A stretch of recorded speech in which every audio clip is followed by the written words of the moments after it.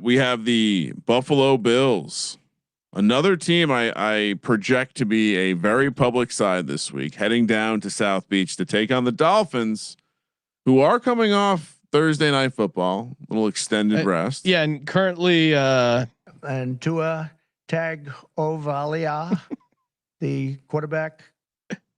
He is the quarterback. now it's just Ryan.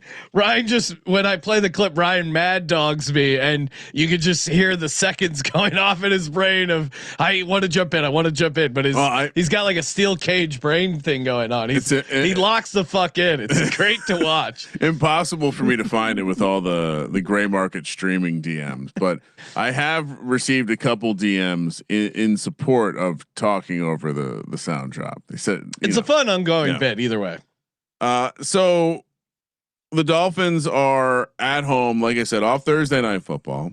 They have fired the GM, and maybe there's the ownership has confidence in the head coach. This is like a shocking turn from the favorite to be the first coach fired. Maybe he won't even lose his job after the season, which would be crazy. And Sean, quick note, they have a trip to Spain coming up on deck as they play the Commanders over there. And the international look ahead hasn't mattered as much as I would think. At least ATS. I'm not factoring in for anything. I'm just letting people know because it's always, you don't want to be caught as one of those casuals. You want to know that when you're looking at the schedule, this is not a road game or a home. Again, don't be like, I'm not going to use any names. I don't want to plug anything. Plus 9.5 for Miami at home, plus 385 on the money line. Bills minus 485. 50 is the total. This one has me in a bit of a pickle or a blender because this idea that Mike McDaniel is now not on a hot seat. Do you believe any of that? Any of those rumblings that the fact that the GM was fired without firing McDaniel? I mean, it's certainly a good sign. Suggests for him. that there may be a path for McDaniel to stick around. Stephen A. Smith, they fired the brother and they lead Mike McDaniel's out there. That's whatever his rant was. Is it Mike McDaniel part Mike brother? McDaniel? I don't know his. I don't see color, Ryan, but. Well, I mean, you brought it up. I was quoting Stephen A. Smith. Well, yeah, man. Pointing out that they fired, and I don't even know their GM that well, honestly. Yeah, he kind of was laying low. I mean, well, and he's got an overbearing owner in a way. And according to them, it was a mutual parting of the ways, which is hilarious. No GM is walking away from a job, and I don't know if the roster construction was really the issue. To me, it's Tua is the issue. Tua is not a guy that's going to win you playoff Who games. signed Tua? This GM. But again, it's you're in that position of, are you going to do better than Tua? What are you going to play? Zach Wilson, Quinn Ewers? So I don't know who to blame here. McDaniel's play calling does feel a bit stale, and you saw it in that Thursday night game. Like the scripted stuff, they were moving the ball, but then after that, it was bad. Tua looks really, really bad. No, I have no idea. I've not spent any. By the way, McDaniel identifies as biracial. Okay, AKA his mom is white, his dad is black. Well, we got to tell this to Stephen A. Smith. Yeah, I know. That's actually a great point. Yeah, but I mean, but the play calling, advanced metrics, whatever you take from that. Because again, I have you looked into those? I have no idea. It could just be a guy saying, "I like this, I don't like that." Those still don't. They like him.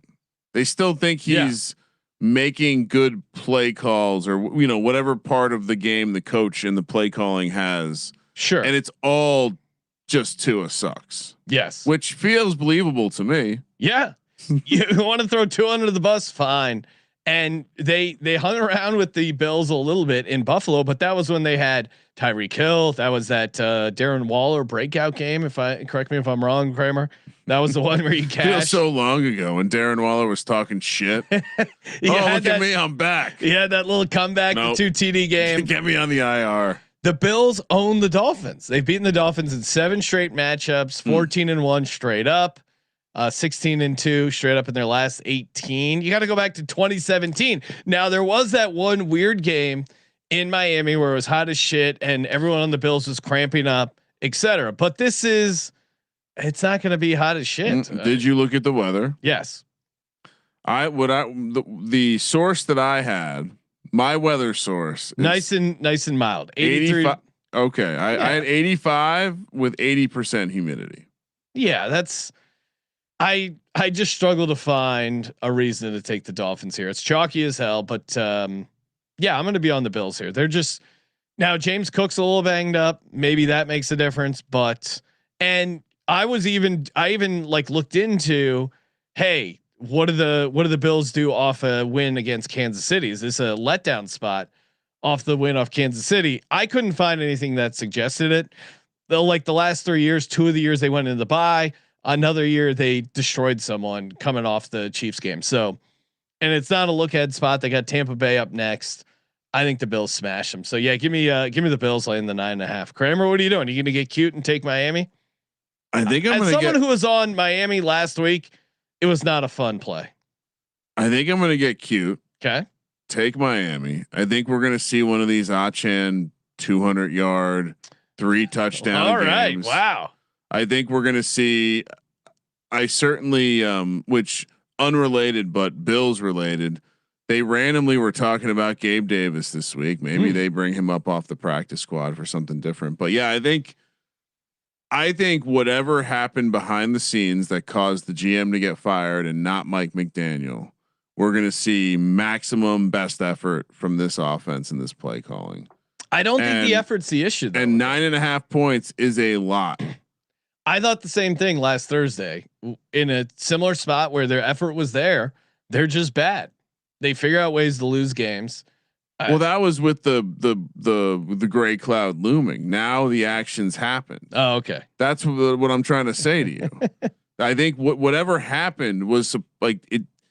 It didn't happen to McDaniel, meaning there is some additional. We're getting the best of McDaniel now. His lack of confidence, that slouch he's had on the sideline, almost having his capri pants touch the ground because he's so hunched over. Capri pants. Give me the Dolphins catching the points. I will go with the Bills. It's too many points for that Bills defense. We saw actually, I didn't say the main point I have. The Bills put out a perfect defensive effort against Patrick Mahomes. And how often have we seen that happen? It was not Josh Allen in the offense that won the game. Josh Allen he had some nice plays. He 3 incompletions. But the reason they beat the Chiefs is the defense played lights out against Patrick Mahomes. Sure, but he also played a really good game and made Mahomes look like a bitch. And we've seen teams that do this well and have that game plan. I just told you they don't let down after KC. I'm not saying they're letting down. I'm saying that we saw Bills. Don't overthink it. We tricked. Some people got tricked in terms of the defense that the Bills are capable of. My God, though, it is gross. I'm with the astronaut. After last week, I told myself I'm never putting U.S. currency on the Miami. That's why it's Dolphins time to take them. No. I mean, they're a great example, right? They were almost a close your eyes special, but they weren't. And those are teams you should be tracking near close your eyes specials because those are the teams you want to fade. Yeah. Well, I mean, right now I'm focusing on the interstellar objects flying near the Earth. Okay. Not near close your eyes special. Which shout out to everyone who sent me pictures of church with how well the close your eyes special is doing. I did actually quick aside before we get to the next game. I did actually tally up. So the close your eyes special last 5 years, Sean, the most we've had in 1 year were 16 opportunities. And the best season we've had was in 2022 when there were only 10. We went 7-3. We're 8-3 this season already. Let's go. And again, glad I tailed all 3 last typically week. 16. Like we've never had more than 16 opportunities over the last 5 years. I mean, this could be a year of years.